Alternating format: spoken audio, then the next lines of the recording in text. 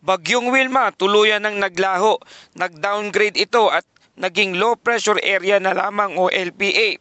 LPA at shoreline patuloy na humahagupit. Heavy to intense rain nagbabanta sa Isabela at Northern Luzon habang lubog pa rin ang ilang barangay sa Albay. Magandang araw Pilipinas, ito ang Pilipinas Weather ngayon. Ngayong araw ng Lunes, December 8, 2025, narito na ating update sa panahon. Kung bago ka lang sa ating channel, please like, share, and subscribe para lagi kang updated sa panahon. Salamat sa iyong suporta. Mga kababayan, kahit tuluyan ng humina at naging remnant low na lang ang dating bagyong Wilma, pero hindi pa rin tapos ang panganib. Dalawang weather system ang sabay ngayong nagpapabigat sa lagay ng ating panahon. Ang low pressure area o LPA na dating Wilma ay kasalukuyang nasa paligid ng Balud, Masbate. At ang shoreline na muling bumabalik ng lakas at nagdadala ng matinding ulan sa malalaking bahagi ng Luzon. Mamaya sa ulat na ito, tatalakayin natin ang low pressure area update, shoreline intense rainfall forecast, ang 24 hours official Pag-asa forecast, wind and coastal water condition, real-time hazards at baha sa Santo Domingo, Albay, at deep analysis kung bakit delikado ang ulan at shoreline, at sa ating safety reminders para sa ating mga kababayan. Mga kababayan, ang pinakahuling datos ng Pag-asa, ang low pressure area o dating bagyong Wilma ay nasa paligid na ng Balud, Masbate. Habang ang shoreline naman ay patuloy na nakakaapekto sa eastern section ng Central at Southern Luzon. At ang northeast monsoon o hanging amihan ay umiiral sa nalalabing bahagi ng Luzon. At narito ang ating forecast per area. Sa Western Visayas at Mimaropa, cloudy skies with scattered rain and thunderstorm dulot ng low pressure area o LPA. Ang impact nito ay posibleng pagbaha, pagguho ng lupa at minor threat dahil sa malalakas na hangin. Sa Metro Manila, Calabarzon, Bicol Region, Quirino, Aurora at Isabela, cloudy with scattered rain and isolated thunderstorm dulot naman ng shoreline. Ang impact nito ay moderate to heavy and minsan intense rainfall at posibleng ang flash flood sa ilang mga lugar. At sa Cordillera, Central Luzon at remaining areas ng Cagayan Valley, cloudy with rains dulot naman ng northeast monsoon o hanging amihan. Ang impact nito ay posibleng flash flood lalo na sa mga mabababang lugar. At sa Ilocos Region, partly to cloudy sky with isolated rain dulot naman ng hanging amihan. Ang impact nito ay generally safe at walang significant hazard sa mga lugar. At sa Visayas at Mindanao, with remaining areas, partly cloudy to cloudy with isolated rain showers or thunderstorm. Dulot naman ito ng localized thunderstorm. Ang impact nito ay pagbaha sa oras ng malalakas na buhos ng ulan. At para sa ating heavy rainfall outlook mula sa Pag-asa, ang low pressure area o dating bagyong Wilma na magdudulot ng malalakas na ulan ngayong araw na aabot sa 50 to 100 mm na buhos ng ulan sa Oriental Mindoro, Marinduque at Romblon. Bukas naman araw ng Martes, December 9, 50 to 100 mm na buhos ng ulan sa lugar ng Oriental Mindoro. At magpapaulan naman dulot ng shoreline ngayong araw, moderate to heavy rain mula 50 to 100 mm na buhos ng ulan sa Quezon, Isabela, Aurora, Laguna, Batangas, Camarines Norte, Camarines Sur, Catanduanes at Albay. At bukas naman, Martes, December 9, heavy to intense rain na 100 to 200 mm na buhos ng ulan sa lugar ng Isabela. Kaya mag-ingat po tayo sa mga kababayan sa Isabela, malalakas ang pagbuhos ng ulan. Moderate to heavy rain naman mula 50 to 100 mm na buhos ng ulan sa lugar ng Cagayan, Apayao, Kalinga, Quirino, Aurora at Quezon. At sa araw ng bukas, Tuesday hanggang Wednesday, December 10, heavy to intense rain na 100 to 200 mm na buhos ng ulan sa lugar ng Isabela.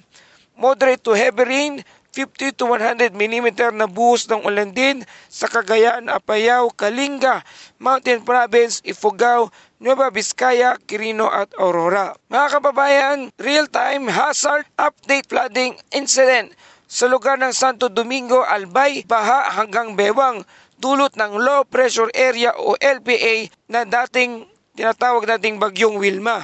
Dagdag na moisture ng shoreline.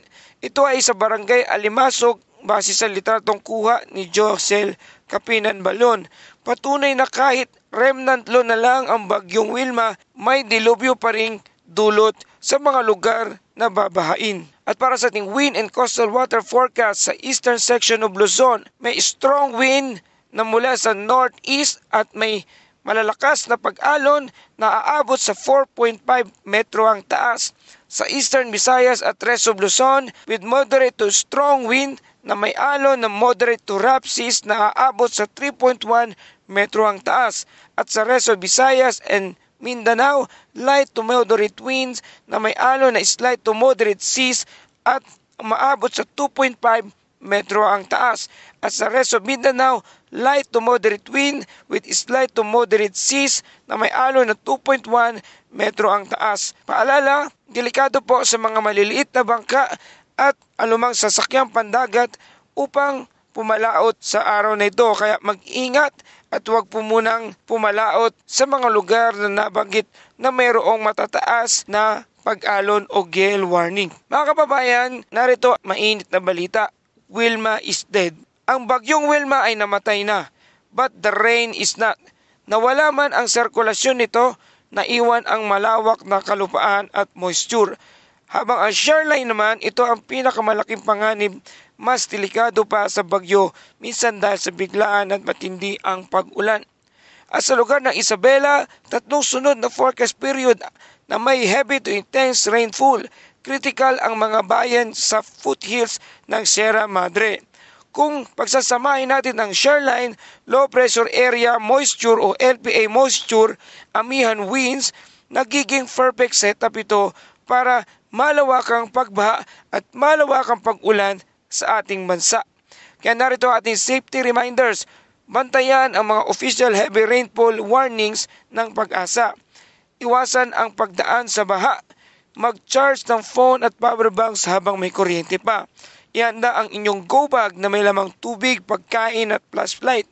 Makinig sa inyong local government unit o LGU at ng Pag-asa sa inyong rehiyon. At para sa buod ng ating balita, patuloy na nakakaapekto ang shoreline at hanging amihan sa malalaking bahagi ng Luzon dahilan ng maulap na panahon at kalat-kalat hanggang tuloy-tuloy na pag-ulan. May ilan ding thunderstorm sa silangan dahil sa moist ng hangin. Samantala, binabantayan ng isang low pressure area o LPA sa silangan ng bansa ay posible itong maging isang bagyo habang papalapit sa Philippine Area of Responsibility o PAR ngayong linggo. Sa ngayon, maaari itong magdala ng dagdag na ulap at pag-ulan lalo na sa Eastern Visayas at Bicol Region. Walang bagyong na naglandfall sa mga susunod na 24 oras. Pero mananatiling maulan at malamig ang panahon sa Northern at Eastern Luzon. Sa Mindanao at Visayas, generally maliwalas ang panahon, ngunit may posibilidad na mga biglaang malalakas na pag-ulan sa hapon o gabi dahil sa localized thunderstorm.